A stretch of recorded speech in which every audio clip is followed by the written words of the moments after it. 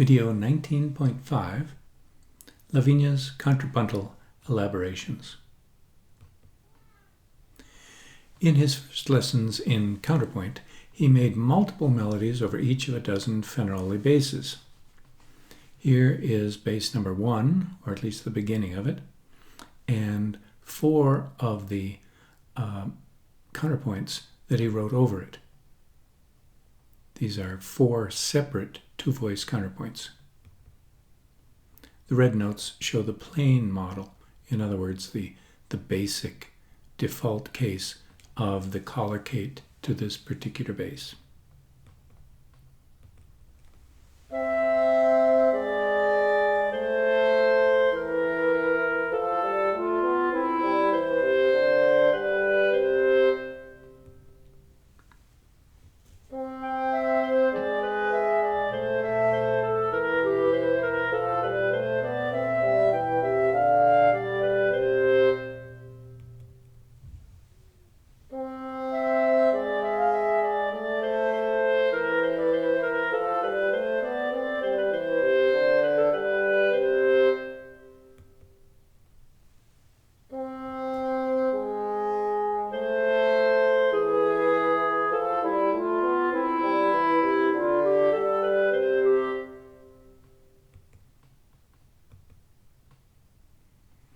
Then he had to make multiple basses over each of a set of Fenaroli melodies.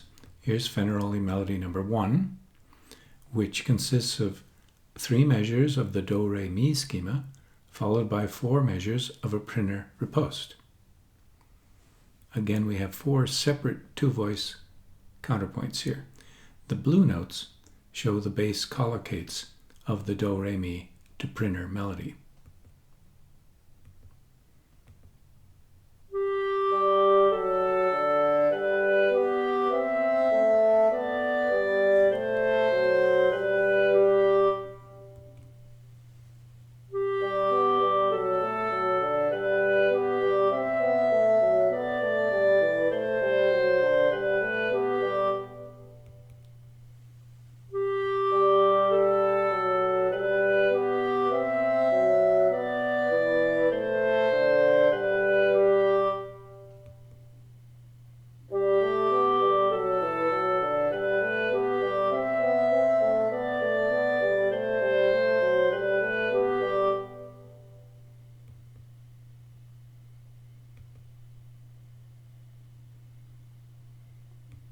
His first attempts at imitative counterpoint featured simple schemas, like Do-Re-Mi. There are shown here 2 openings. They're not 4-voice counterpoint, but 2-voice counterpoint, and then another try at a similar 2-voice counterpoint.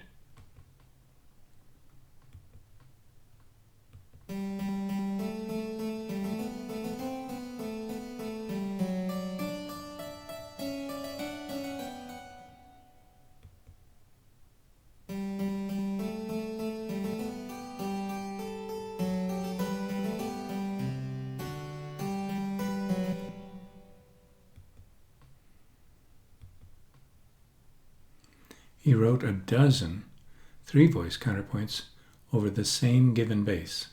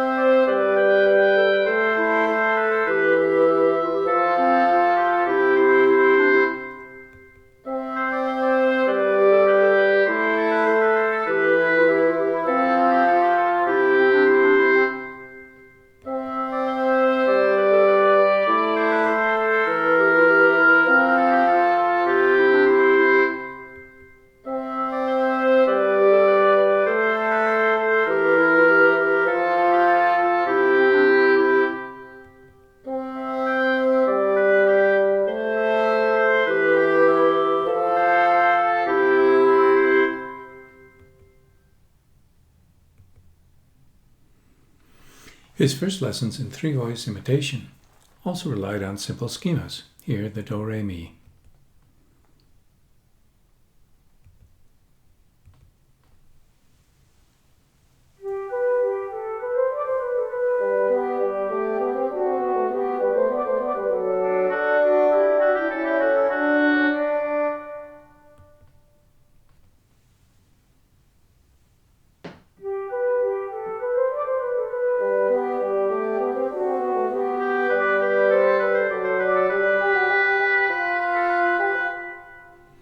Again, these are just the beginnings of much larger exercises.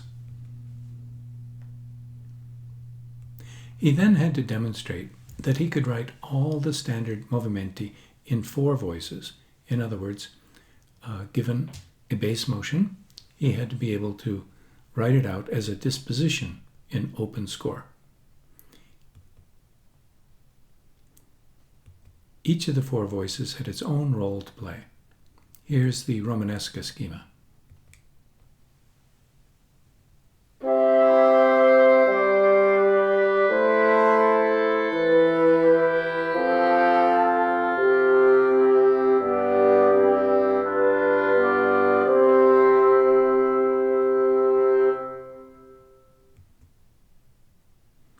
Writing four-voice imitations was an important preparation for writing four-voice fugues.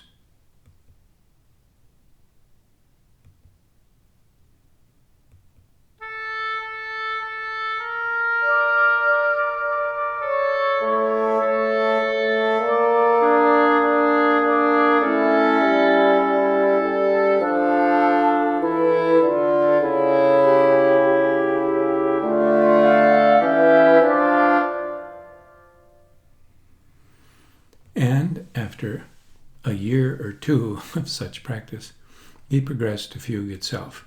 This is Lavigna's sixth attempt at a fugue. The pair of rising half steps in the subject, A to B flat and then B natural to C, prompted the rising schema of the monte.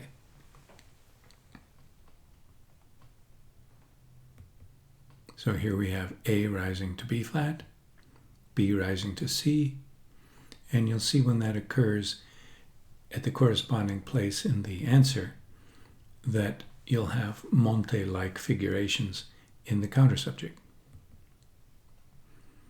When he goes down stepwise, you get something more akin to a printer or a double cadence.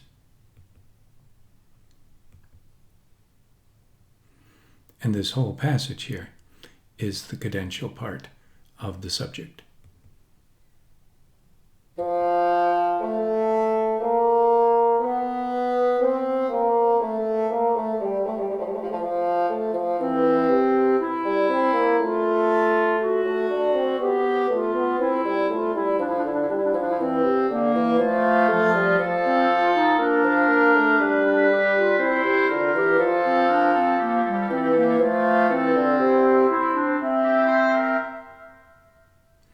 And it goes on. It's pedestrian, it's predictable, but for a student who's just entering onto fugue, this is quite impressive.